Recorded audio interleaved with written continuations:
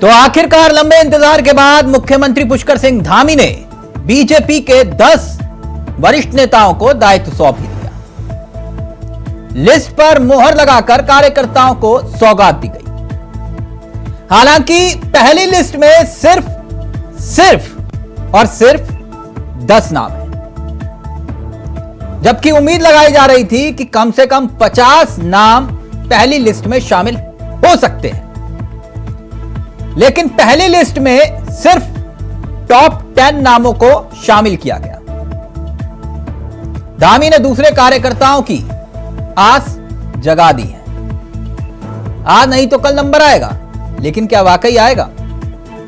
कार्यकर्ताओं को दूसरी लिस्ट का इंतजार है।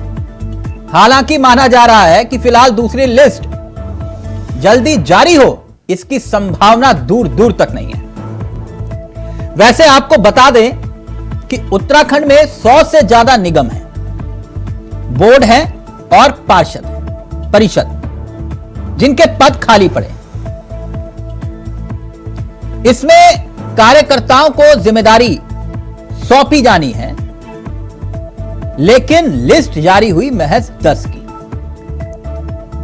अब खास बात यह है कि पहली लिस्ट में जो 10 नाम शामिल हुए हैं, उसमें से 6 नाम कुमाऊं से आते हैं, कुमाऊं के चेहरे हैं, और 4 चेहरे गढ़वाल से हैं। एक महिला है, एक अल्पसंख्यक चेहरा है, एक एसटी कोटे से है।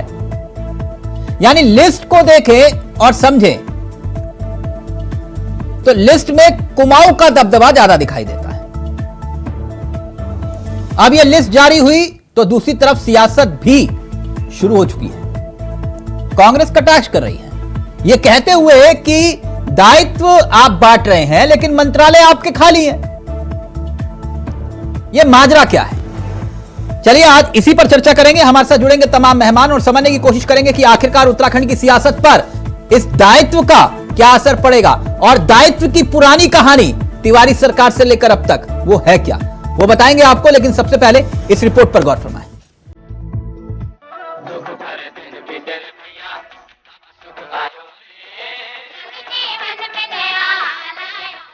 जी, दुख भरे दिन बीते रे भैया, अब सुख आयो रे। आखिरकार मुंह मांगी मुराद पूरी हो गई। दायित्वधारियों की पहली 10 नेताओं की किश्त जारी हो गई। दिन था बुधवार, शाम ढलने को आ रही थी, मगर एकाएक खबर आई। बीजेपी नेताओं के फोन की घंटियां बजने लगी। मुबारकों का दौर शुरू हो गया। मिठाई का इंतजाम हुआ, क्योंकि जिस घड़ी का, जिस लम्हे का इंतजार था, वो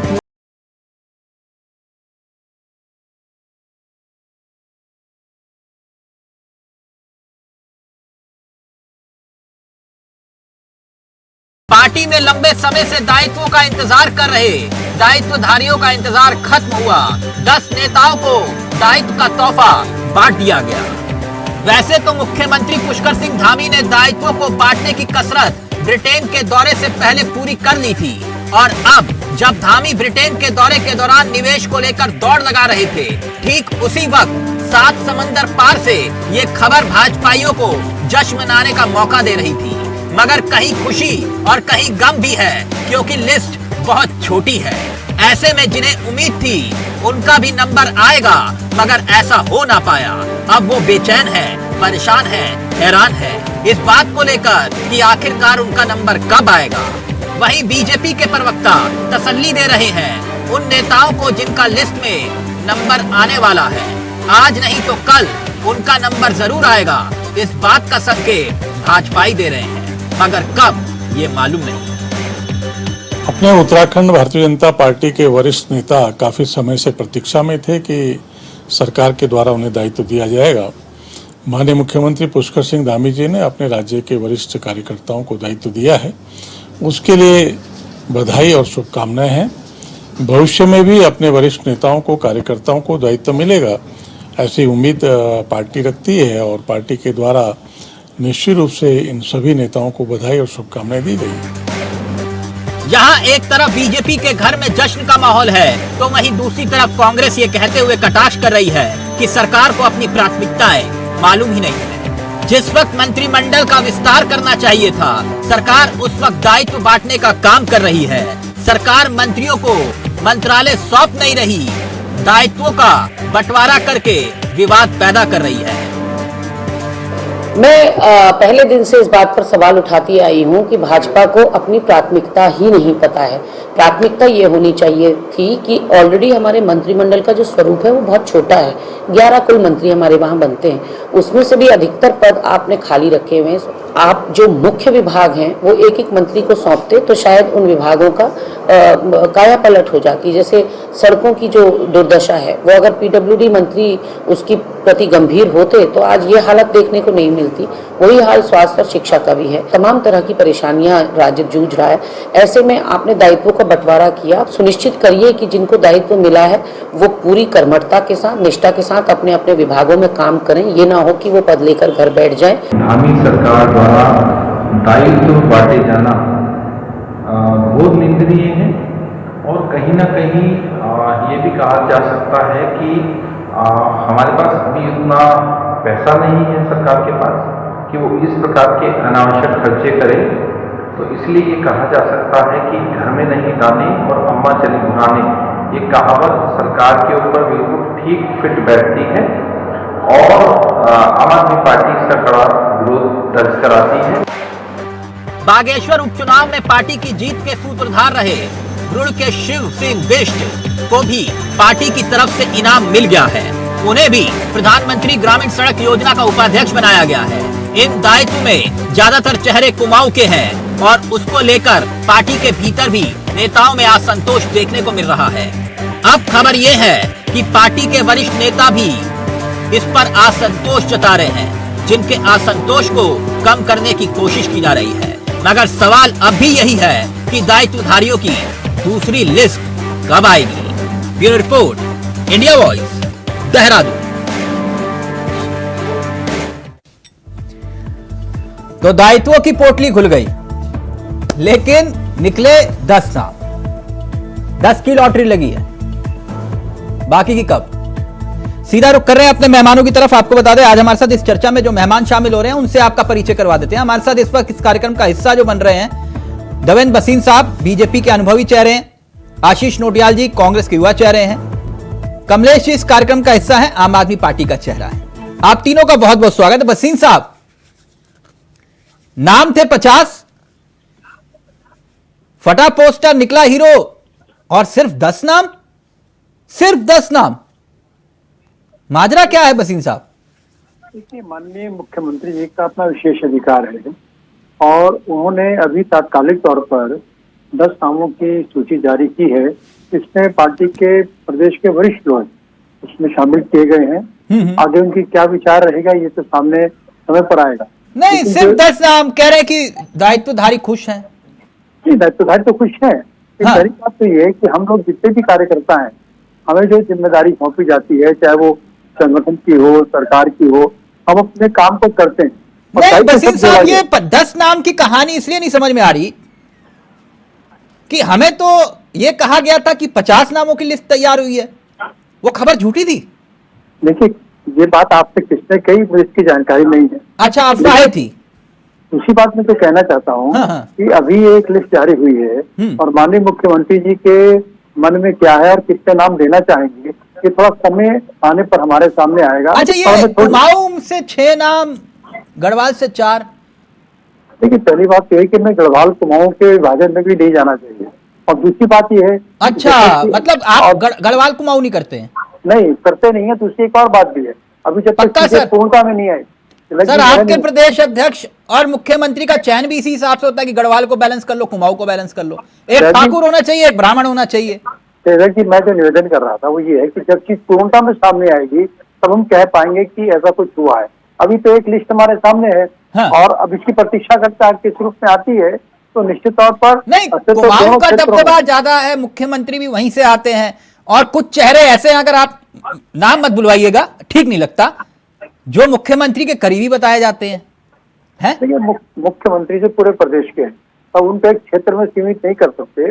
वो पूरे प्रदेश का प्रतिनिधित्व करते हैं। और जहाँ तक आपने 6 और 4 की बात कही है, तो ये हम टिप्पणी से तब कर पाएंगे जब हमारे सामने एक पूरा चित्र होगा। अभी शुरुआत की बात हमारे सामने आ रही है। अच्छा, मतलब जो जिनको लड्डू नहीं मिला वो क्या करें वसीम साहब? मैं तो सोच रहा था आपका नाम भी उस लिस्ट में होगा। क्योंकि मैंने शुरू में क्या कहा आपसे, हाँ। कि हम जिम्मेदारी पर काम करते हैं, और ये दायित्व शब्द भी जो जोड़ा गया है वसीम वो साहब, पता नहीं है। आप लोग हैं निष्ठावान कार्यकर्ता।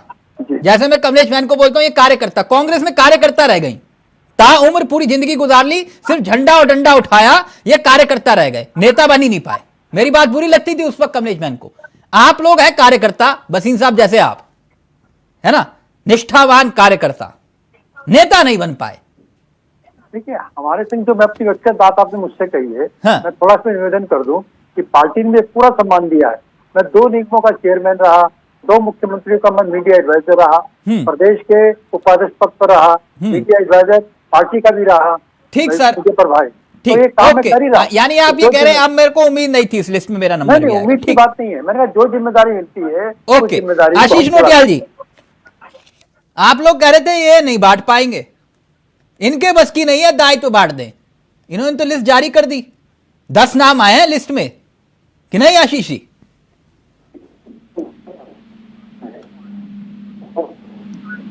आशीष जी आपका ऑडियो नहीं आ रहा है।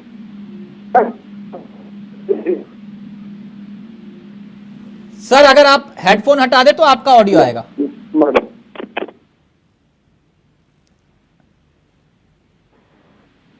आशीष जी, सर मैं माफी चाहूंगा, हमारी पीसीआर टीम ने कनेक्ट नहीं किया आपसे, आपको अभी दोबारा से कनेक्ट कर रहे हैं हम। प्लीज आशीष जी को कनेक्ट करिए प्लीज। कमलेश जी, आप किस तरह से देखते हैं बीजेपी ने 10 दायित्वधारियों की लिस्ट जारी की है? तिलक भाई, बहुत बहुत धन्यवाद आपका कि कम से कम एक कार्यकर्ताओं की सुध इस समय ली। पूरे 6 साल बाद एक सूची देखने को मिली, वो भी 10 लोगों की। जैसे अभी आपने कहा कि फटा पोस्टर और निकला हीरो, तो चलिए देर आए दुरुस्त आए, कम से कम 10 लोगों की किस्मत तो थोड़ा सा बीजेपी सरकार में चमकी। पर मैं थोड़ा सा इतर जाना चाहूंगी तिलक भाई। हाँ। ये दायित्वधारु की जो बुनियाद पड़ी थी उस वक्त जब 2003 में कांग्रेस की सरकार बनी। उस वक्त 370 के करीब बत्तियां बांटी कार्यकर्ताओं को एडजस्ट करने के लिए। लेकिन 370 ऑफिशियल थी जी, समझ रहे ना, नॉन ऑफिशियल तो बहुत ज्यादा थी जी जी। तो उस वक्त प्रदेश की स्थिति बहुत अच्छी थी और नरेंद्र तिवारी जी को पैसे की कोई कमी नहीं थी, इसलिए दायित्वधारी उन्होंने बांटे। क्योंकि बहुत लंबे समय से जब उत्तर प्रदेश में थे तो कार्यकर्ता भी थे, तमाम और भी बहुत सारे लोग जो इस चीज का इंतजार कर रहे थे कि उत्तराखंड बनेगा और हम लोगों को कुछ ना कुछ ऐसी जिम्मेदारियां मिलेंगी। क्योंकि कार्यकर्ता जब बरसों तक पार्टी के अंदर काम करता है, दरी और तिवारी जी इतने अनुभवी व्यक्ति थे, वो सत्ता को बचाने का एक फॉर्मूला दे गए। जी जी जी, है ना। मैं दूसरी बात पे आ रही हूँ तिलक भाई कि ये बहुत अच्छी बात है, लेकिन इस वक्त की जो हमारी जो जरूरत है वो इस प्रदेश को बचाने की है कि हम लोग किस तरीके से जूझ रहे हैं। आपदा से हम जूझ रहे हैं, महंगाई से हम जूझ रहे हैं, बेरोजगारी, पलायन, तमाम जितने हमारे नगर निगम है, संस्थान है, हमारे विभाग है, उन लोगों की सैलरी तक नहीं आ रही है। तो सरकार को चाहिए कि इस ओर वो लोग ज्यादा ध्यान दे। क्योंकि देखिए, मुझे लगता है कि कार्यकर्ता भी जब 40 दायित्वधारियों को सैलरी वैलरी से कोई लेना देना नहीं होता कमलेश मैन।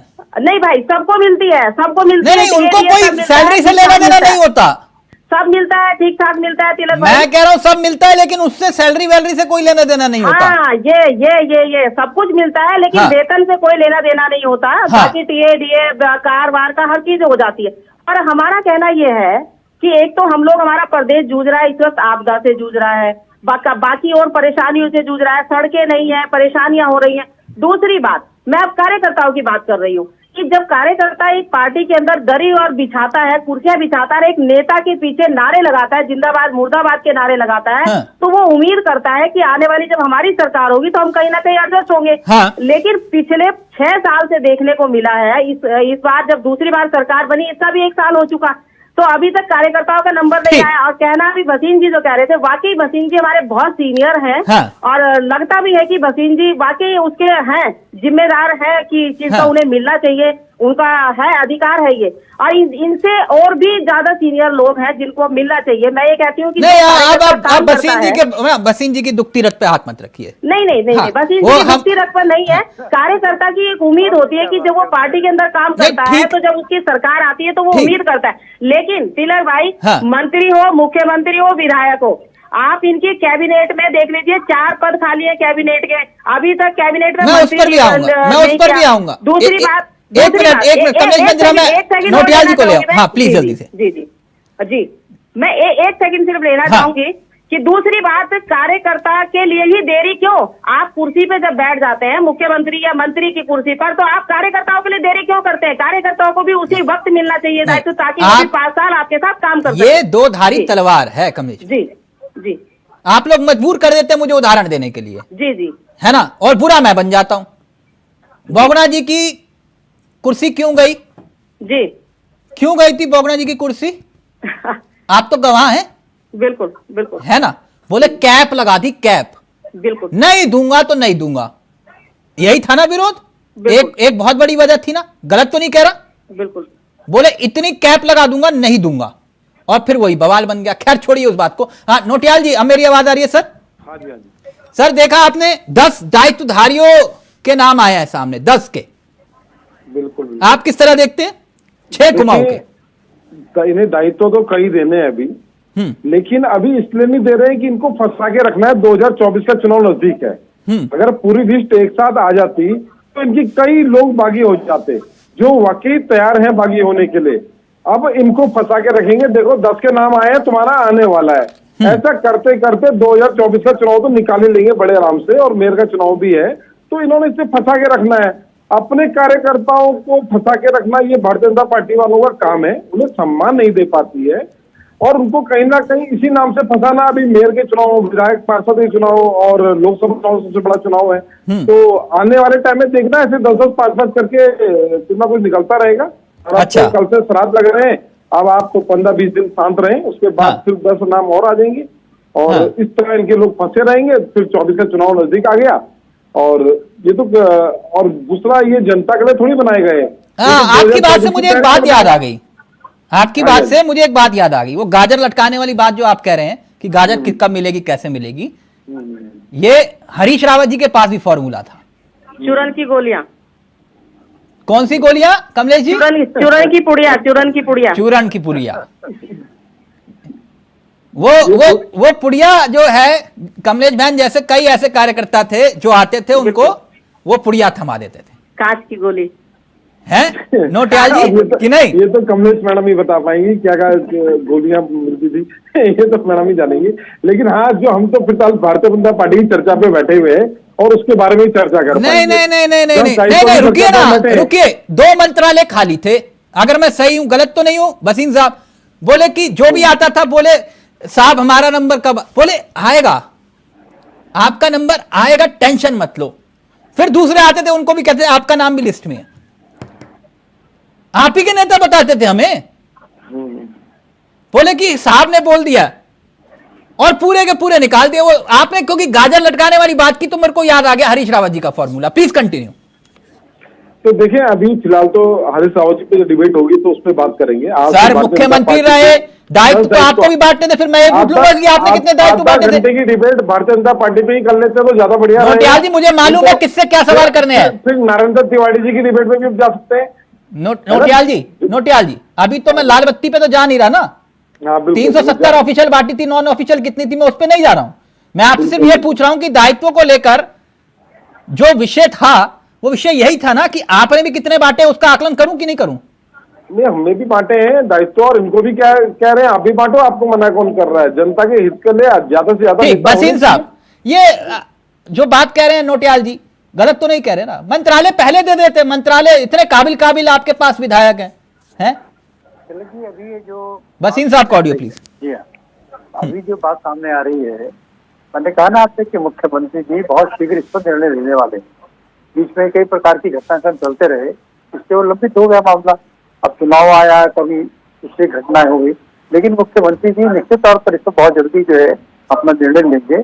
और जो चिंता हमारे मित्र लोग कर रहे हैं कांग्रेस के और आम आदमी पार्टी के कि होना चाहिए, तो उनकी चिंता हम दूर कर देंगे। लेकिन ये बड़ी रोचक बात है कि हमारे मित्र, हमारे छोटे भाई हैं आशीष जी, हमारी बहन है, तो वो बोल रही हैं हमारे बारे में ज्यादा चिंता कर रही है। भाजपा के बारे में चिंता ज्यादा है इन्हें, अपनी पार्टी की चिंता इन्हें कब ज्यादा है? कब बनेंगे? वसीम साहब अच्छे आदमी है, गुरुजन है, वो तो देखिए लोगों को भी कुछ मिलना चाहिए। आशीष जी ऐसा है ना ये चीजें अपने आप में आप जानते राजनीति में चलता है। दूसरी बात मैं ये कहना चाह रहा था कि कांग्रेस के समय में एक बात का ध्यान क्या खेला हो गया आपके साथ भी वसीम साहब? नहीं, एक चीज और कहना चाह रहा हूँ। नहीं, नोटियाल जी जो बात करें, खेला हो गया क्या आपके साथ? जी जी, वो तो गुरुजी हैं, सम्मानित हैं। नहीं, सबके गुरुजी हैं। उत्तराखंड में तो अधिकतर सब गुरुजी बोलते हैं, सब मानते हैं। और इतने सम्मानित व्यक्ति को अगर नहीं, आप कुछ दुखती कर रखते हैं। पाएगा, आप वसीम साहब की दुखती, पहले कमलेश बहन ने बोला, अब आप बोल रहे हैं। नहीं, अब तो मेरी कोई खेला हो गया। नहीं है, जब इतना मेरी कोई दुखती रख नहीं है। मुझे पार्टी ने बहुत सम्मान दिया और दे रही है। हाँ। आज भी मेरा सम्मान में कहीं कमी नहीं है, पहले भी कभी कमी नहीं रही। नहीं तो ये मंत्रालय क्यों नहीं? वसीम साहब, मैं तो इतना जानता हूं कि जब तय कर लिया, कमलेश बहन गलत बोलूंगा तो टोक देना, जब एक मुख्यमंत्री ने और आला कमान ने तय कर लिया, रातों रात 1 घंटे में तय हो जाएगा कि मंत्री कौन बन रहा है। जी, होता है ना सर? यहां तो देश के प्रधानमंत्री जिनको बनना होता है, रात को 2 बजे उठाया जाता है, वो उठिए सुबह आपको शपथ लेनी है।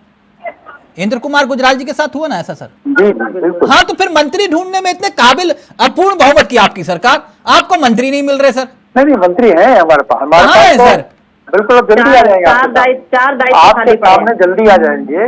वो भी अपने आप में जो दृष्टि अभी तक हम लोग नहीं देख पा रहे हैं, हाँ। वो भी स्पष्ट हो जाएगा। और एक बात जो है कि हमारे छोटे भाई कह रहे थे कांग्रेस के बारे में, तो एक जानकारी मैं और जोड़ना चाहूंगा, हाँ। जैसे आपकी जानकारी में होगा, कांग्रेस के समय में तो एक और चमत्कार हुआ था। क्या सर? ऑफिशियल और नॉन ऑफिशियल सही था, उत्तराखंड के बाहर के लोगों को भी जो है उत्तराखंड के अंदर दायित्व दिए गए थे। मजे की देखिए बात ये नजीर जी, रही हम है।